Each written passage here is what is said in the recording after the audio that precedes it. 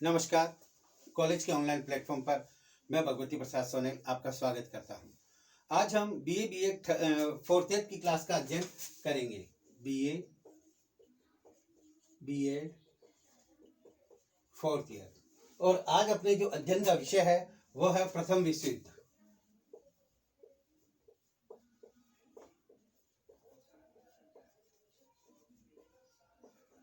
इसमें भी ये जो चैप्टर है वो क्लास नंबर 3 है, पार्ट 3। क्लियर बच्चों? अब हम विश्व युद्ध के बारे में जहां बात करते हैं वहां विश्व 2 गुटों में विभाजित था, जिनमें इसके पूर्ववर्ती क्लासों में मैंने आपको जो बताया था, जिनमें इंग्लैंड, रूस, फ्रांस, अमेरिका, बेल्जियम और वहीं दूसरी तरफ जर्मनी, इधर जापान भी था, जापान, इधर जर्मनी, ऑस्ट्रिया,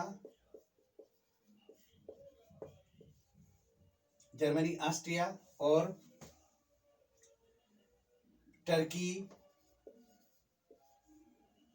ये राष्ट्र सम्मिलित थे।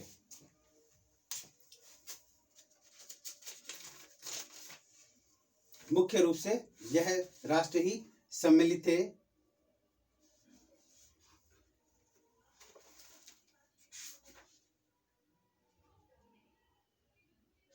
क्लियर?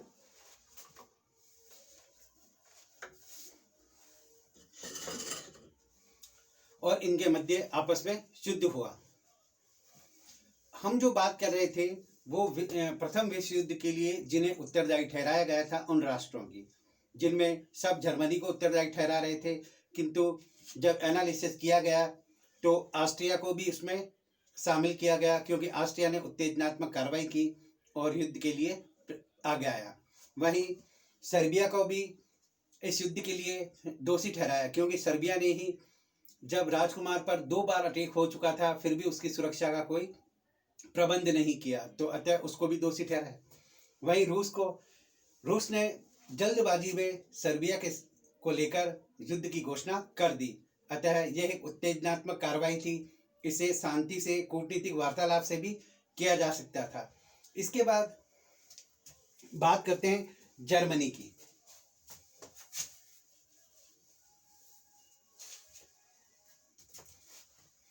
प्रथम महायुद्ध को शुरू करने के लिए जर्मनी को सबसे अधिक जिम्मेदार ठहराया जाता है। कैसर विलियम द्वितीय की विदेश नीति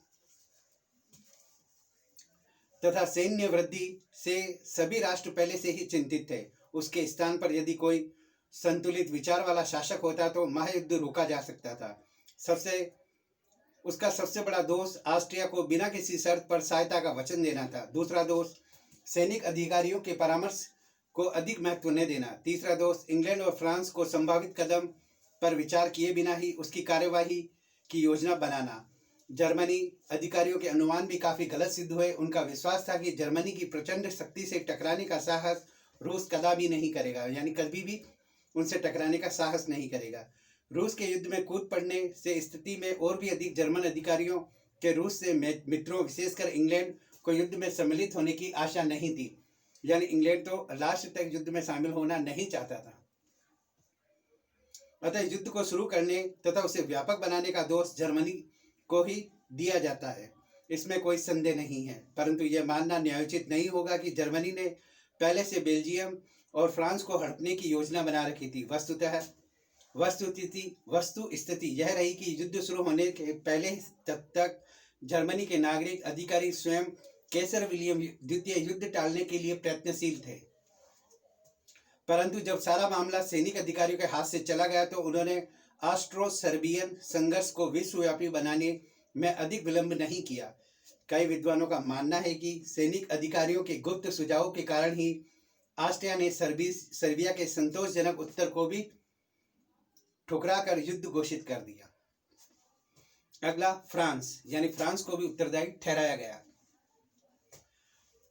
फ्रांस को महायुद्ध का दोषी इसलिए माना जाता है कि उसने आंख मूंद कर अपने मित्र रूस का साथ दिया, क्योंकि फ्रांस तो 23 सालों तक मित्र को तरस रहा था।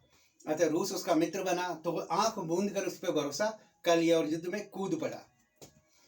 वस्तु स्थिति यह थी कि फ्रांस अपने राष्ट्रीय अपमान को कभी भुला ही नहीं पाया, क्यों सेडोवा के मैदान में उसका हुआ था। उसमें अभी तक जर्मनी से बदला लेने की भावना बनी हुई थी, परंतु फ्रांस अपने उस मित्र को जिसने उसने वर्षों तक साधन तथा द्रव्य व्यय करके प्राप्त किया था, उसकी भी कीमत पर नहीं खोना चाहता था। यानी रूस को वो खोना नहीं चाहता था, क्योंकि रूस को बहुत पैसा उसने खर्च किया, उसको साधन उपलब्ध कराए, और फ्रांस बदला भी लेना चाहता था जर्मनी से, क्योंकि अगर वह रूस का समर्थन नहीं करता तो वह यूरोप में अकेला पड़ जाता। इसलिए जर्मनी द्वारा रूस के विरुद्ध युद्ध की घोषणा करते ही फ्रांस ने अपनी आंतरिक सैनिक तैयारियां शुरू कर दी। उसकी इस तैयारी से चिढ़कर जर्मनी ने उसके विरुद्ध भी युद्ध की घोषणा कर दी। यदि फ्रांस रूस का समर्थन नहीं करता तो ऑस्ट्रिया सर्बो संघर्ष ज्यादा से ज्यादा रूस और जर्मनी तक ही व्यापक हो पाता, विश्व युद्ध की नौबत नहीं आती। फ्रांस भी उत्तरदायी था। फ्रांस चूंकि अपने बदले की भावना को दबा नहीं पाया और अपने मित्र को खोना नहीं चाहता था, इस प्रकार फ्रांस भी दोषी था। अब अगला है इंग्लैंड। जर्मनी इतिहासकारों ने इंग्लैंड पर भी आरोप लगाया है कि उनका मानना है कि रूस को उभारने तथा फ्रांस को रूस की सहायता करने के लिए प्रोत्साहित करने में इंग्लैंड का बहुत बड़ा हाथ था। इस पर भी इंग्लैंड ने अपनी असली नीयत किसी पर प्रकट नहीं की और सभी को अंधेरे में रखा। उनका यही मानना है कि इंग्लैंड जर्मनी की औपनिवेशिक और नौसैनिक शक्ति की होड़ तथा बर्लिन बगदाद रेलमार्ग योजना से चिढ़ा हुआ था और पर्दे के पीछे रहकर वह जर्मनी को चारों तरफ से घेरकर उसका विनाश करना चाहता था। कुछ अन्य इतिहासकारों का मानना है कि इंग्लैंड ने युद्ध घोषणा के पूर्व ही फ्रांस को सैनिक सहायता देने का वचन दे दिया था और इसलिए फ्रांस और रूस की सहायता तत्काल तैयार हो गया। सत्य जो भी रहा हो, उपलब्ध साक्ष्यों से इतना स्पष्ट है कि इंग्लैंड ने अंतिम समय तक युद्ध को रोकने तथा ऑस्ट्रिया और रूस की सीधी बातचीत करने के लिए अथक प्रयत्न किया था। उससे अधिक भला वह कर भी क्या सकता था। इस प्रकार विश्व युद्ध के लिए उत्तरदायी सभी शक्तियां पर आ जाता है। किसी एक ही देश को संपूर्ण उत्तरदायी थोपना न्यायोचित नहीं है। प्रत्येक देश को इससे कुछ न कुछ लाभ की आशा थी और पिछले कई वर्षों से वे ऐसा काम भी कर रहे थे, जिनके परिणाम उन्हें महायुद्ध में सम्मिलित होने के लिए विवश हो जाना पड़ा। परंतु इसमें भी कोई संदेह नहीं है कि इस युद्ध में के लिए जर्मनी अन्य राष्ट्रों की अपेक्षा अधिक उत्तरदायी था, यानी जर्मनी भी उत्तरदायी था।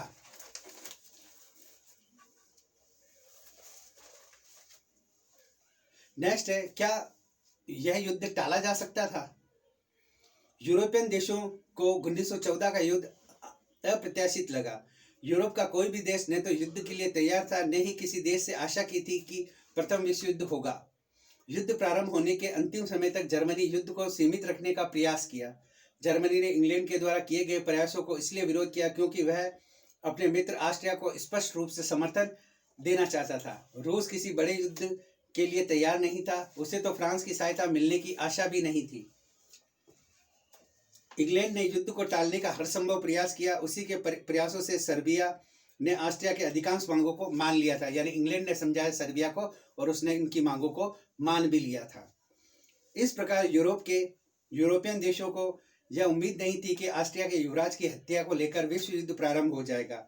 इस समय यूरोपियन देशों में परस्पर भय, आकांक्षा और मनमुटाव इतना हो गया कि वे एक दूसरे की ईर्ष्या को, इच्छाओं को रूप ही समझ नहीं पा रहे थे। उस समय तक यदि कोई अंतर्राष्ट्रीय संस्था होती तो शांतिपूर्ण ढंग से समस्या का समाधान हो जाता। इस प्रकार की न तो कोई संस्था थी, न ही वातावरण। निष्कर्ष तौर पर यूरोपीय देशों की सारी परिस्थितियों को देखते हुए ऐसा लगता है कि युद्ध को आगे टाला जा सकता था, उसे एकदम रोकना संभव नहीं था। उग्र राष्ट्रीयता की भावना, गुप्त सैनिक संधियां, शस्त्रों की होड़ आदि ने प्रथम विश्व युद्ध के लिए मार्ग तैयार कर दिया। अब महायुद्ध की घटनाएं। 1914 में विश्व युद्ध प्रारंभ होने से पूर्व विश्व दो गुटों में बंट गया। अभी मैंने जैसे आपको बताया और बता देता हूं। मित्र राष्ट्र,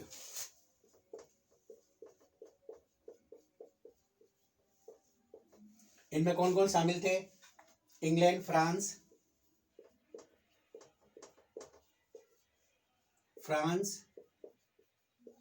सर्बिया,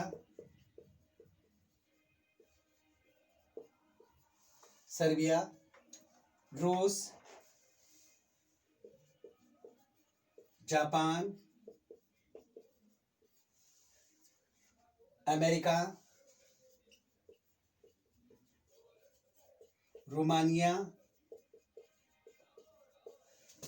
रोमानिया, यूनान, चीन,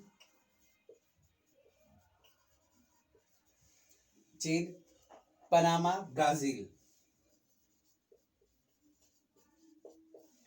पनामा। ये देश एक साथ थे। वहीं केंद्रीय शक्तियां, एक्सिस पावर,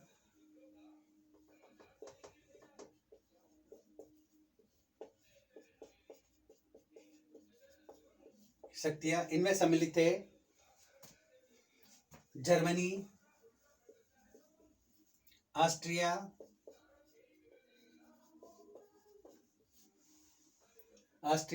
हंगरी,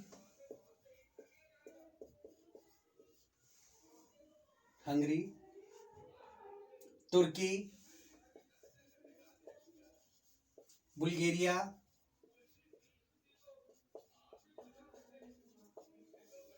आदि सम्मिलित थे।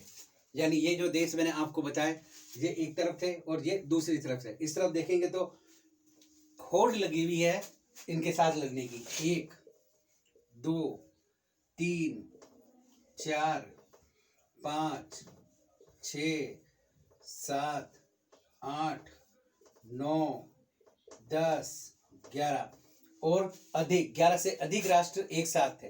वही सामने देखेंगे आप 1 2 3 4 5 देश और इधर डबल से भी ज्यादा। तो युद्ध में जीत होने किसकी है? नेचुरल बात है इनकी। इस युद्ध के शुरू में जर्मनी तथा उसके साथी देशों को शानदार विजय प्राप्त हुई।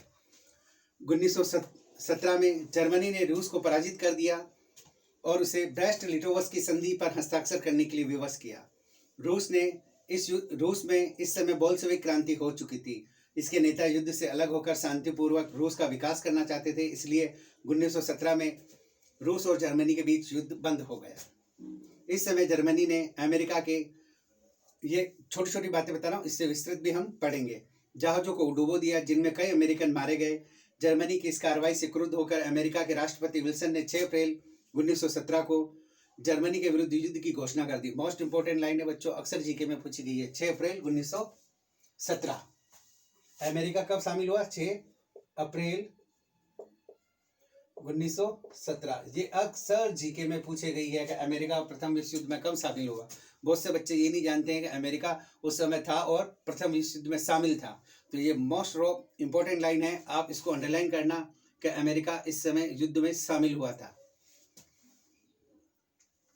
अमेरिका द्वारा मित्र राष्ट्रों के पक्ष में युद्ध घोषित करने से उसका परिणाम भारी हो गया। मित्र राष्ट्रों ने दूरी राष्ट्रों को इस प्रकार से नाकेबंदी की कि उन्हें कच्चा माल प्राप्त नहीं हो सका। उनके सभी उपनिवेशों पर मित्र राष्ट्रों ने अधिकार कर लिया। अंत में मित्र राष्ट्रों ने जर्मनी व उसके साथी देशों को युद्ध में पराजित कर दिया। इस प्रकार मित्र राष्ट्रों की शानदार विजय हुई। क्लियर? अब युद्ध की जो महत्वपूर्ण घटनाएं हैं, जो नॉर्मली मैंने बताई, अब जो महत्वपूर्ण घटनाएं। प्रथम विश्व युद्ध इतना लंबा और व्यापक रहा कि इस पुस्तक में उसका विस्तृत उल्लेख करना संभव नहीं। यानी मैं भी आपको इतना बताऊं वह संभव नहीं है कि प्रथम विश्व युद्ध इतना व्यापक था। हाँ, हम इस युद्ध की प्रमुख घटनाओं का थोड़ा ज्यादा अध्ययन कर सकते हैं। जर्मनी ने जिस समय रूस और फ्रांस के विरुद्ध युद्ध की घोषणा की, उस समय उसकी योजना थी फ्रांस को यथाशीघ्र पराजित करके रूस से निपटना, क्योंकि रूस एक विशाल देश था तथा उसे निपटने के लिए विशाल पैमाने पर कार्रवाई करने की आवश्यकता थी। उस समय जर्मनी को इंग्लैंड की तटस्थता की आशा थी, अतः उसने बाल्कन क्षेत्रों को ऑस्ट्रिया के भरोसे छोड़ दिया और फ्रांस पर टूट पड़ा। फ्रांस पर आक्रमण करने के लिए बेल्जियम ने जर्मनी सेनाओं को रास्ता देने से मना कर दिया, तो जर्मन फौजें बलपूर्वक उसकी सीमा में घुस गई। इस घटना ने इंग्लैंड को भी युद्ध में सम्मिलित कर दिया, क्योंकि 1839 में बेल्जियम की सुरक्षा का वचन उत्तरदायित्व इंग्लैंड ने अपने ऊपर ले रखा था। जर्मनी ने न केवल एक मास में फ्रांस को जीतने की योजना बनाई, बल्कि बेल्जियम की सेना ने उसकी योजना को पानी फेर दिया। बेल्जियम की सेना ने बड़ी बहादुरी के साथ जर्मन फौजों का सामना किया। 24 अगस्त तक उन्हें फ्रांस की ओर नहीं बढ़ने दिया। इससे फ्रांस और इंग्लैंड में कोई युद्ध की तैयारी करने का अवसर मिल गया। 16 अगस्त को इंग्लैंड 1,10,000 सैनिकों के साथ फ्रांस पहुंच चुके थे, परंतु मॉन्स के युद्ध में जर्मन फौजों ने इंग्लैंड और फ्रांस की संयुक्त सेना को बुरी तरह परास्त किए। यानी एक बार तो जर्मनी ने उनको छक्के छुड़ा दिए। अब पेरिस केवल 25 मील दूर रह गया, यानी मात्र 25 मील दूर रह गया जर्मनी सेनाओं से था। अभी सभी को आशा थी कि जर्मन फौजें बहुत जल्द पेरिस नगर पर अपना अधिकार जमा लेंगी, परंतु मानो चमत्कार ने जर्मनी की आशा को धूमिल कर दिया। 9 सितंबर को अंग्रेजों की एक सेना ने मार्न नदी को पार करके जर्मनी को बुरी तरह पराजित करके एन नदी तक पीछे खदेड़ दिया। इस प्रकार पेरिस खतरे से बच गया। जर्मनी सेना ने एन नदी पर खाइयां खोदकर डट गई। मित्र राष्ट्रों ने भी वैसा ही किया। उन्होंने भी खाइयां खोदकर मोर्चाबंदी ले ली। शीघ्र ही दोनों की खाइयों की पंक्तियां स्विट्जरलैंड की उत्तरी सीमा को लेकर बेल्जियम ने उत्तरी किनारे तक फैल गई और कई महीनों तक दोनों पक्ष खाइयों से यह युद्ध लड़ाई जारी रखी। 1918 तक किसी भी पक्ष को कोई उल्लेखनीय सफलता नहीं मिली। इस प्रकार युद्ध का पश्चिमी मोर्चा अपेक्षाकृत शांत रहा, परंतु बेल्जियम ने प्रारंभिक प्रतिशोध के बाद जर्मनी सेना को पर्याप्त सफलता मिली। उसे संपूर्ण बेल्जियम को रौंद डाला। 10 अक्टूबर को जर्मन सेना ने एंटवर्प पर अधिकार कर लिया। उसके बाद उसे केले के बंदरगाह को लेने की योजना बनाई, क्योंकि यह बंदरगाह इंग्लिश चैनल के नज़दीक था और यहाँ से इंग्लैंड अपना आक्रमण करने की सुविधा थी। परंतु फ्रेंच एंग्लो सेनाओं ने सेर नदी के तट की सख्त नाकेबंदी के द्वारा जर्मनी की योजना को छोड़ने पर मजबूर कर दिया। इसके बाद जर्मनी की एक अन्य सेना ने फ्रांस पर आक्रमण किया और फ्रांसीसी किलेबंदी को नष्ट करके उत्तरी पूर्वी फ्रांस को एक बड़े भाग पर अपना अधिकार जमा लिया। यानी जर्मन भी बड़े सूरवीरों की तरह लड़ रहे थे। इस प्रदेश में फ्रांस की कच्चे लोहे तथा कोयले की खानें थी। जर्मनी ने अब बर्दून, रेंस और सेर नदी पर अपनी मोर्चाबंदी जमा ली।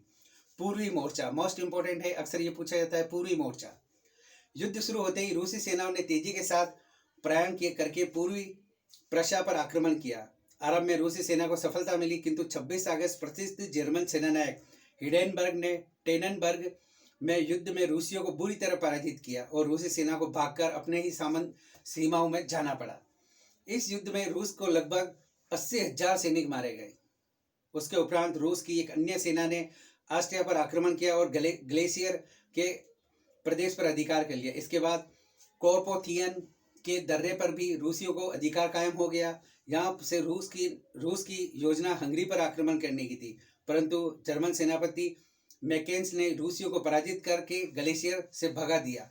इसके पश्चात ऑस्ट्रो जर्मन सेनाओं ने वारसा पर आक्रमण किया और रूसियों को पराजित होना पड़ा। थोड़े ही समय बाद जर्मन सेना ने पोलैंड के कई प्रमुख नगरों पर अधिकार कर लिया। रूस ने कुर्लैंड, लिविनिया, एस्टोनिया आदि प्रदेशों पर अधिकार किया। नवंबर 1914 में तुर्की भी मित्र राष्ट्रों के विरुद्ध जर्मनी के पक्ष में युद्ध में सम्मिलित हो गया, यानी तुर्की भी सम्मिलित हुआ। इस पर अंग्रेजों ने मिस्र के खदीव को पदच्युत कर दिया और मिस्र को तुर्की से पृथक कर दिया। अंग्रेजों ने अपनी कूटनीति तथा प्रलोभन के द्वारा अरबों को तुर्की के विरुद्ध भड़का दिया। डेर्डोनेलिस को जल संजकों पर तुर्की के अधिकार था और उसने रूस के अन्य मित्र राष्ट्रों की सहायता से यातायात बंद कर दिया, जिससे रूस अकेला पड़ गया। मित्र राष्ट्र उसे सहायता न पहुंचा सके। एंग्लो फ्रेंच सेना ने डोर्डेनिलीज पर अधिकार करने की योजना बनाई, परंतु मित्र राष्ट्रों को भारी क्षति उठानी पड़ी। उसके हजारों सैनिक मारे गए। वस्तुतः इस मार्ग से तुर्कों पर आक्रमण करना भयंकर भूल थी, जिसका परिणाम उनको भुगतना पड़ा। सर्बिया की पराजय। युद्ध के पूर्व सर्बिया की अल्पसंख्यक सेना ने भी बड़ी बहादुरी के साथ ऑस्ट्रेलियन सेना का मुकाबला किया और एक दो स्थानों पर उन्हें पराजित करने में सफल भी रही, परंतु उस समय बुल्गारिया ने जर्मनी के पक्ष में युद्ध की घोषणा कर दी और उसने दक्षिणी की तरफ से सर्बिया पर आक्रमण कर दिया। छोटा सा सर्बिया 3 देशों की सेनाओं के सामने अधिक युद्ध न कर सका और संपूर्ण सर्बिया केंद्र सत्ता पर दूरी राष्ट्रों पर की शासन स्थापित हो गया, यानी सर्बिया को पूरी तरह से रौंद डाला गया। 1916 की घटनाएं। पश्चिमी मोर्चा। एंग्लो फ्रेंच सेनाओं को अलग थलग करने की दृष्टि से जर्मन सेना ने 21 फरवरी 1916 को फ्रांस के मुख्य द्वार बुर्दून पर आक्रमण किया, परंतु फ्रांसीसी सेना भी डट गई। उसने जर्मनी सेनाओं की प्रगति रोक दी, फिर प्रत्याक्रमण कर उसे पराजित कर दिया। जर्मनी सेना के इस पराजय से उसका खारबर्दून अभियान शिथिल पड़ गया और फ्रांसीसी सेना ने किलाबंदी और मजबूत और सुरक्षित बना ली। जुलाई से नवंबर तक मध्य साम नदी के आसपास दोनों पक्षों में विनाशकारी युद्ध चलता रहा, जिसमें दोनों को भारी क्षति उठानी पड़ी। स्थिति में परिवर्तन भी नहीं हुआ। इस युद्ध की विशेष घटनाएं हैं अंग्रेजों द्वारा पहली बार टैंकों का प्रयोग। अगला है इटालियन मोर्चा। इटली द्वारा मित्र राष्ट्रों का पक्ष लेकर युद्ध में सम्मिलित होने पर ऑस्ट्रिया ने इटली पर आक्रमण कर दिया। जिस समय जर्मन सेनाएं बर्दून आक्रमण कर रही थी, उसी समय ऑस्ट्रेलियन सेना ने इटली पर आक्रमण कर दिया और उसको वेनेशिया प्रांत पर अधिकार जमा लिया। परंतु इटली के सैनिक बहादुरी के साथ लड़े। अपार क्षति के उपरांत भी उन्होंने ऑस्ट्रेलियन सेनाओं की प्रगति को रोके रखा। उसी समय रूस के पूर्व की तरफ से ऑस्ट्रिया पर आक्रमण किया, अतः ऑस्ट्रिया को वेनेशिया विजय योजना छोड़कर अपनी रक्षा के लिए जुट जाना पड़ा। इससे इटली को राहत मिली, यानी इटली के अंदर तक घुसकर उनको मारा, किंतु रूस ने वापस ऑस्ट्रेलियन सेनाओं पर आक्रमण कर दिया, अतः उन्हें वह वेनेशिया का छोड़ना पड़ा और उनसे मोर्चा लेना पड़ा। पूर्वी मोर्चा। जून 1916 को रूस ने अपनी पिछली क्षति की क्षतिपूर्ति कर ली और ब्रिस्लोव के नेतृत्व में रूसी सेना ने पुनः आक्रमण करने के लिए तैयार हो गई। इस बार रूसी सेना ग्लेशियर में घुस पड़ी और बुकोविना पर अधिकार कर लिया, फिर लेम्बर्ग की ओर बढ़ने लगी। इस बार हजारों ऑस्ट्रेलियन सैनिकों को युद्धबंदी बनाया गया। ऑस्ट्रेलियन फौजें अपने कई ठिकानों से पीछे हटना पड़ा, किंतु जर्मन सेनानायक हिडेनबर्ग ने समय पर सहायता भेजकर रूस की प्रगति को रोक दिया। इससे रूसियों को हौसला पस्त हो गया। इसी समय इटली ने अवसर का लाभ उठाकर गेरेजिया पर अधिकार कर लिया और उसकी सेनाएं ट्रिस्ट की तरफ बढ़ने लगी, परंतु मित्र राष्ट्रों से निर्धारित योजना अनुसार काम करने की कमी से इससे कोई विशेष लाभ नहीं हुआ, यानी इटली तो बस श्रृंगाल की तरह था। रोमानिया युद्ध। रूस तथा इटली की सफलताओं से प्रोत्साहित होकर रोमानिया भी मित्र राष्ट्रों के पक्ष में युद्ध में सम्मिलित हो गया। उसकी सेनाओं ने शीघ्र ही ट्रांसवेलिनिया के एक बड़े भाग पर अधिकार जमा लिया, परंतु सितंबर में मैकेसन डोब्रूजा जो पहुंच गया और पश्चिमी की तरफ हिडेनबर्ग भी पहुंच गया। रोमानिया ने जर्मनी के इन दो प्रसिद्ध सेनानायकों को वीरतापूर्वक सम्मान किया, परंतु उन्हें परास्त होना पड़ा। 6 दिसंबर तक उसकी राजधानी बुशक्रोस्ट पर जर्मनी सेनाओं का अधिकार हो गया। रोमानिया की विजय से दूरी राष्ट्रों पर अधिकार में रोमानिया के गेहूं और तेल के प्रचुर साधन उपलब्ध हो गए। अगली है समुद्री लड़ाई। यद्यपि युद्ध स्थल में मित्र राष्ट्रों को कई बार अपमानित होना पड़ा था, परंतु समुद्र पर इंग्लैंड की नौसेना ने अपना प्राधान्य अक्षुण्ण बनाए रखा। जर्मन नौसेना ने जेटलैंड के पास अवरोध तोड़ने का प्रयत्न किया। 31 मई को एडमिरल बीटी ने जर्मनी जहाजों पर आक्रमण किया और अनिर्णायक रहा, परंतु इंग्लैंड के 3 जहाज डूब गए। उसके स्थान पर जॉन जेलिको को नियुक्त किया। इस बार जर्मन जहाजों को ऐसा सबक सिखाया कि भविष्य में उन्हें अपने अड्डों से निकलकर ब्रिटिश नौसेना का मुकाबला करने का साहस नहीं किया, यानी इंग्लैंड ने ऐसा वापस जमाया कि जर्मनी सेना पानी मांगने लग गई और दोबारा समुद्र में उतरने की हिम्मत नहीं हुई। ब्रिटिश नौसेना तथा जापानी नौसेना के कारण जर्मनी को अपनी संपूर्ण उपनिवेश से हाथ धोना पड़ा। इंग्लैंड ने जर्मनी तथा उसके साथियों को इतनी सख्त तटबंदी की कि उपनिवेशों के साथ उसका संपर्क टूट गया। 1917 की घटनाएं। पश्चिमी मोर्चा। 1917 के प्रारंभ में जर्मनी सेनाओं ने अपनी रक्षा पद्धति को सीमित बनाकर हिडेनबर्ग रक्षा पद्धति का निर्माण किया। एंग्लो फ्रांस सेनाओं ने इस रक्षा पद्धति को तोड़ने का अथक प्रयत्न किया, किंतु लगभग 3 लाख सैनिकों को खोकर भी उन्हें केवल 3000 गज भूमि का टुकड़ा ही प्राप्त हो सका। यद्यपि इस मोर्चे पर ब्रिटिश टैंकों ने कुछ समय के लिए जर्मन फौजों को विचलित कर दिया, परंतु जर्मन सेना अपने मोर्चे पर डटी रही। इटालियन मोर्चा। जर्मन का एक मुख्य उद्देश्य अपने विश्वासघातक मित्र इटली को बुरी तरह पराजित करने का था। सर्बिया और रोमानिया पर दूरी राष्ट्रों का अधिकार हो चुका था, अतः इटली पर जबरदस्त प्रहार किया गया। इटली की सेना दुश्मन की मार का मुकाबला नहीं कर सकी और परास्त होकर उसे अपने ठिकानों से पीछे हटना पड़ा, यानी इटली तो हर बार ही पीटा, क्योंकि वो श्रृंगाल की भांति कभी तो इनकी तरफ झुक जाता, कभी इनकी तरफ झुक जाता, पर बाद में उसको ऐसा युद्ध हुआ उससे कि वह फंस ही गया, उसे पीछे हटना पड़ा। पियाब नदी पर इटली की दृढ़ रक्षा पद्धति तथा उस समय पर एंग्लो फ्रेंच सेनाओं की सहायता से इटली की सुरक्षा तो हो गई और दुश्मन को पीछे धकेल दिया गया। रूस की राज्य क्रांति। इस साल की प्रमुख घटना थी रूस की राज्य क्रांति। शताब्दियों से चले आ रहे निरंकुश जार शासकों को समाप्त कर दिया गया और रूस में जनतांत्रिक शासन व्यवस्था कायम कर दी गई। मार्च 1917 में गठित हुई नई सरकार ने युद्ध जारी रखना था, परंतु लेनिन के नेतृत्व में बोल्शेविक दल युद्ध को बंद करके रोजी रोटी की समस्या को हल करना चाहता था। अतः क्रांति के बाद रूस ने ग्रह कले का सूत्रपात हो गया, लेकिन लेनिन और उसका दल को सफलताएं मिली। 7 नवंबर 1917 को जनतांत्रिक सरकार का तख्ता पलट गया और लेनिन के नेतृत्व में बोल्शेविक सरकार की स्थापना हुई, जिसने 1917 में जर्मनी के साथ ब्रेस्ट-लिटोवस्क की संधि कर ली। मोस्ट इंपोर्टेंट है, युद्ध से पहले ही रूस अलग हो गया ब्रेस्ट-लिटोवस्क की संधि के द्वारा। उसने 1917 में जर्मनी के साथ ब्रेस्ट-लिटोवस्क की संधि कर ली। इस प्रकार रूस प्रथम महायुद्ध से अलग हो गया, यद्यपि इससे उसके लिए काफी बड़ी कीमत चुकानी पड़ी। मित्र राष्ट्रों के लिए यह संधि भयंकर आघात था। इससे उनकी शक्ति कमजोर हो गई, जबकि जर्मनी के हौसले बढ़ गए। अमेरिका का युद्ध में शामिल होना। रूस से पृथक हो जाने पर मित्र राष्ट्रों को जो क्षति पहुंची थी, अमेरिका ने दूर कर दिया। उसने मित्र राष्ट्रों का पक्ष लेकर जर्मनी के विरुद्ध युद्ध की घोषणा कर दी। जब महायुद्ध हुआ तो अमेरिका तटस्थ रहने की घोषणा की, परंतु उसके भी तटस्थ रहने का नीति का त्याग कर दिया, जिसका कारण था जर्मनी पनडुब्बियां प्रत्येक राष्ट्र के सैनिक तथा व्यापारिक जहाजों को डुबो रही थी। उन्होंने अमेरिका के लुसिटानिया जहाज को भी डुबो दिया, तो अमेरिका क्रोधित होना स्वाभाविक था। इस जहाज में लगभग 100 अमेरिकन नागरिकों के प्राण चले गए, यानी 100 लोग उसके मारे गए। बेल्जियम की तटस्थता को भंग करने तथा रेंस की प्राचीन गिरजाघर को नष्ट कर देने अमेरिकी जनता में जर्मनी के विरुद्ध काफी उत्तेजना फैल गई। अमेरिकी लोगों को अब भी यह बात थी कि उन्होंने स्वतंत्रता संघर्ष में लाखों फ्रेंच नागरिकों ने भाग लिया था, क्योंकि फ्रांस की ओर से अमेरिका को सपोर्ट मिला था। अतः अमेरिका ने भी इस सपोर्ट को वापस चुकाने के लिए उनके साथ हुआ वो भी लाखों फ्रेंच नागरिकों ने भाग लिया था। आज अब उन्हीं फ्रेंच जनों को जर्मन सेनाएं बर्बरतापूर्वक मौत के घाट उतार रही थी, तो वे फ्रांस की सहायता के लिए अपनी सरकार से मांग करने लगे। अमेरिका की मातृभूमि अथवा जननी ग्रेट ब्रिटेन जर्मनी के विरुद्ध युद्ध रखता, यानी अमेरिका में जो बसे हुए लोग थे, उनके लोगों की जो जन्मभूमि थी वो इंग्लैंड था, क्योंकि उसी ने वहां पर लोगों को बसाया था। युद्ध रखते और रूस के पृथक हो जाने से ब्रिटेन और उसके साथियों की स्थिति नाजुक हो गई थी। ऐसी स्थिति में अमेरिका द्वारा उसकी सहायता करना स्वाभाविक ही था। 1918 की घटनाएं। रूस के पृथक हो जाने के बाद जर्मनी पूर्वी मोर्चे से निश्चिंत हो गया और उसने अपनी संपूर्ण शक्ति पश्चिमी मोर्चे पर लगा दी। हिडेनबर्ग रक्षा पंक्ति के दक्षिण तरफ फ्रांसीसियों की और उत्तर की तरफ अंग्रेजों की मजबूत मोर्चाबंदी थी। जर्मनी की योजना दोनों मोर्चाबंदी के मध्य आक्रमण करने की थी, ताकि इन दोनों का संपर्क समाप्त कर दे।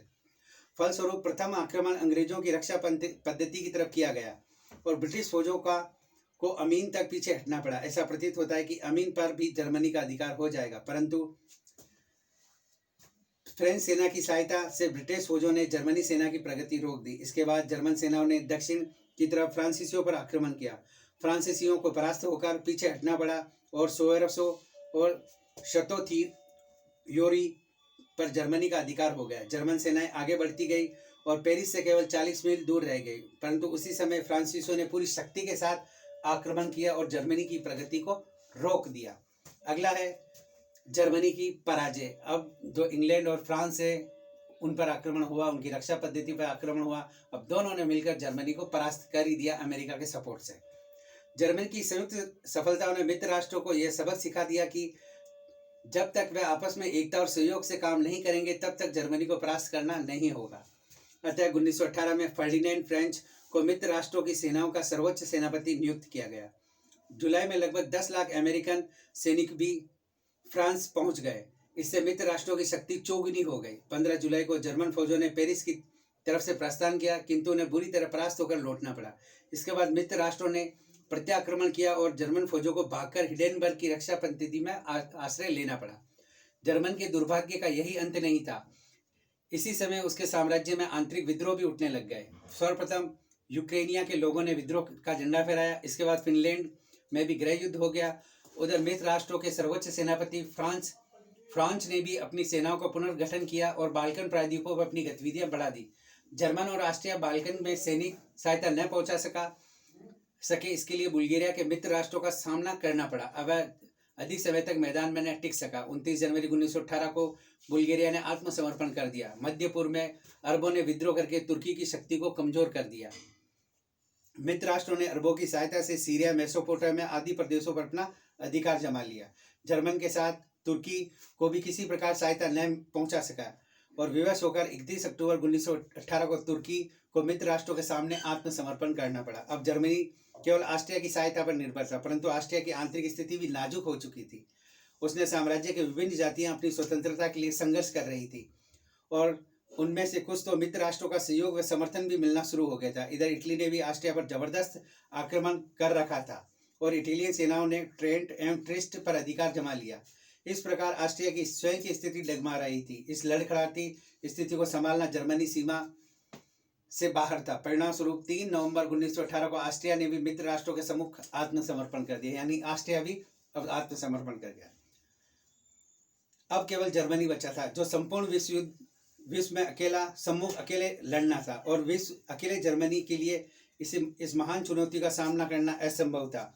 9 दिसंबर 1918 को जर्मनी के सम्राट केसर विलियम द्वितीय ने सिंहासन त्याग दिया। 10 नवंबर को जर्मनी जनतंत्र की स्थापना की घोषणा की गई। जर्मनी में राजतंत्र की समाप्ति के बाद मित्र राष्ट्रों ने जर्मनी को युद्ध बंद करने का आदेश दिया। युद्ध विराम के लिए मित्र राष्ट्रों की तरफ से निम्न शर्तें बताई गई, यानी अब युद्ध बंद करे तो इसके लिए निम्न शर्तें हैं। जर्मनी सेनाएं जीते हुए प्रदेश तथा अल्सेस और लोरेंस के प्रदेश को 2 सप्ताह में खाली कर देगी। जर्मन सेनाएं राइन के पश्चिमी तट तक खाली करके पूर्वी की तरफ जर्मन सीमा तक चली जाएगी। ऑस्ट्रिया, रूस और तुर्की में स्थित जर्मन फौजों को तत्काल प्रभाव से हटाया जाएगा। जर्मनी के अधिकार में मित्र राष्ट्रों को जो भी युद्ध सामग्री है यथाशीघ्र लौटाई जाए। जर्मनी के सामने मित्र राष्ट्रों की शर्तें स्वीकार करने के अलावा अन्य कोई विकल्प नहीं था। अतः 11 नवंबर 1918 के दिन युद्ध विराम कर दिया गया, यानी 11 नवंबर को 1918 को युद्ध विराम हो गया, क्योंकि अकेला ही जर्मनी बचा था और उसने भी युद्ध विराम की घोषणा कर दी। और घोषणा की गई। अमेरिका के राष्ट्रपति विल्सन ने 14 सिद्धांतों से सहमत होकर जर्मनी ने आत्मसमर्पण कर दिया और इसका वर्णन करेंगे। और क्योंकि जर्मनी के आत्मसमर्पण करने के पीछे विल्सन के 14 सूत्र भी थे, जो इस प्रकार हैं। जर्मनी ने विल्सन के 14 सिद्धांतों पर आत्मसमर्पण किया था। उसे यह आश्वासन दिया गया था कि संधि करते समय इन सिद्धांतों का पालन किया जाएगा, यानी विल्सन के जो 14 सूत्र थे उनका पालन किया जाएगा। जर्मनी को आत्मसमर्पण करने के लिए राजी किया। पहला, गुप्त समझौते नहीं होने चाहिए। शांति की परिषदें खुली तौर पर होनी चाहिए, यानी गुप्त समझौते नहीं होंगे, जो भी बात होगी वो आमने सामने होगी। युद्ध और शांति के समय राष्ट्रीय सीमा से बाहर समुद्र के जहाजों का यातायात की पूर्ण स्वतंत्रता दी जाए, यानी जो भी जहाज आएंगे जाएंगे वो भी स्वतंत्र रहेंगे। आप युद्ध विराम कीजिए। जहां तक संभव हो आयात कर हटा दिए गए। व्यापारिक परिस्थितियां समानता स्थापित करने के लिए प्रयास किए गए। राष्ट्रीय शस्त्रीकरण केवल आंतरिक सुरक्षा तक ही सीमित रखा जाएगा। उपनिवेश का बंटवारा आत्मनिर्णय के सिद्धांत पर किया जाएगा। रूस के इलाके से जर्मनी अपनी फौजें हटा लेगा और सभी देश उसका विकास को अवसर देंगे, यानी जर्मनी को विकास करना दिया जाएगा, उसको अवसर देंगे। बेल्जियम को स्वतंत्रता दे दी जाएगी, यानी बेल्जियम जिसको रोन डाला था जर्मनी ने, उसको भी स्वतंत्रता दे दी जाएगी। जर्मनी अल्सेस और लोरेंस फ्रांस को लौटा देगा, जिन पर उनका अधिकार था। इटली की सीमाओं का निर्धारण राष्ट्रीय सिद्धांत के आधार पर किया जाएगा, यानी इटली के बहुत से प्रदेशों पर अधिकार हो गया था, उनको भी उसकी वापस राष्ट्रीय सीमा दी जाएगी। ऑस्ट्रिया हंगरी साम्राज्य की जनता के विकास के लिए स्वतंत्रता के पूर्ण अवसर दिए जाएंगे। सर्बिया, रोमानिया, मोंटेनीग्रो की सेनाएं हटाई जाएं और उनकी स्वतंत्रता प्रदान की जाए। सर्बिया को समुद्र तट तक जाने का मार्ग दिया जाए और बाल्कन राज्यों की सीमाओं का निर्धारण राष्ट्रीयता के सिद्धांत पर किया जाएगा और उनकी आर्थिक सुरक्षा भी की जाएगी। तुर्की साम्राज्य को अपने वास्तविक भूभाग पर बने रहने दिया जाए, परंतु तुर्की में रहने वाले अतुर्क जातियों को स्वतंत्र राष्ट्रीय विकास का पूर्ण अवसर दिया जाए। डोर्डेनल्स में भी राष्ट्रीय व्यापार को सुविधाएं दी जाए। राष्ट्रीयता के सिद्धांत के आधार पर फिर से स्वतंत्र पोलैंड का निर्माण किया जाए तथा उसको समुद्र तक जाने का मार्ग भी दिया जाए।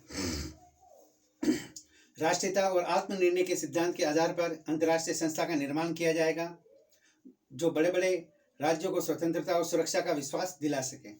विल्सन के जिन सिद्धांतों पर जर्मनी ने आत्मसमर्पण किया, वर्साय में इस संधि में उनके एक का भी पालन नहीं किया गया। लैंगसम ने यह लिखा है कि विल्सन के 14 सिद्धांत में 5 सिद्धांत 7, 8, 11, 13 और 14 का पालन किया गया।